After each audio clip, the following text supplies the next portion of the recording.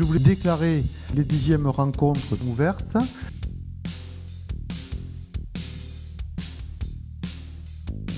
La pharmacie clinique, c'est vraiment l'avenir du pharmacien. Il est pour nous, patients, un des premiers acteurs pour lequel nous avons une grande confiance. Vous êtes le dernier rempart contre la iatrogénie. Ce que je souhaite, moi, c'est une officine exemplaire. Il va falloir quand même qu'on se pose la question sur la qualité de nos actes. Un coup de gueule, c'est on en a marre des ruptures. Et si j'avais à recommencer aujourd'hui un métier, je ferais pharmacien d'officine.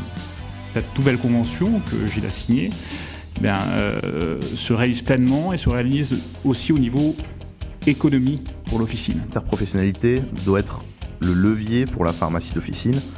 Deux mots qui me paraissent illustrer votre devenir, Bayard et polytechnicien. L'initiative, le courage, le mouvement, c'est Bayard. La compétence multiple, c'est polytechnicien. Je suis très fière de la profession dans son intégralité. Les 150 000 personnes qu'on a vaccinées. Et je voudrais remercier les adjoints, puisqu'il y a eu au moins la moitié de pharmaciens qui étaient les pharmaciens adjoints, et on sait qu'ils ont fortement contribué aussi à la réussite de cette expérimentation.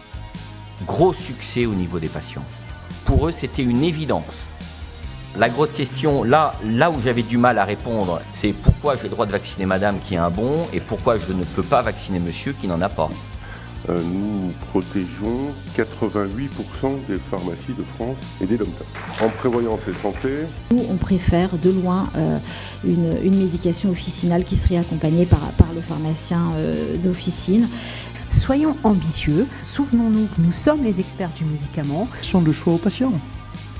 Si la complémentaire prend en charge sur un système forfaitaire les mêmes médicaments qui pourraient être conseillés ou prescrits par le médecin, comme vous le disiez, le patient choisira le parcours qui lui convient. J'ai bien vu la revendication des pharmaciens d'être dans le premier recours avec nous. Dès que ça se fait en travail en équipe, il n'y a pas de souci. Avec cet avenant, nous avons clairement choisi le camp du patient, le camp de l'accompagnement, le défi de la nouvelle organisation du système de soins, le défi des territoires, le défi des coopérations entre professionnels de santé, les coopérations avec l'hôpital en faisant respecter le choix du patient. Je ne fais pas la connaissance de Gilles Bonnefond ce matin. Ça fait 3 ans que je suis dans un dialogue ininterrompu avec lui. Donc je n'ai jamais pensé que la signature d'un avenant, même si c'est le 11e, ralentirait en quoi que ce soit le rythme des sollicitations. L'importance du travail en équipe.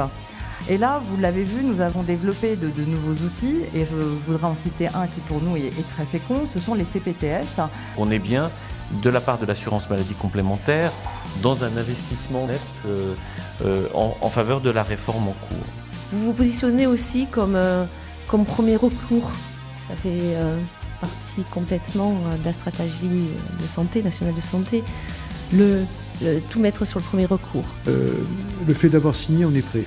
Et heureusement que l'on est prêt pour la stratégie nationale de santé et pour les expérimentations sur les territoires, sur les CPTS, sur les équipes de soins primaires, sur l'article 51, sur la télémédecine, sur la sortie hospitalière. Merci et rendez-vous à l'année prochaine.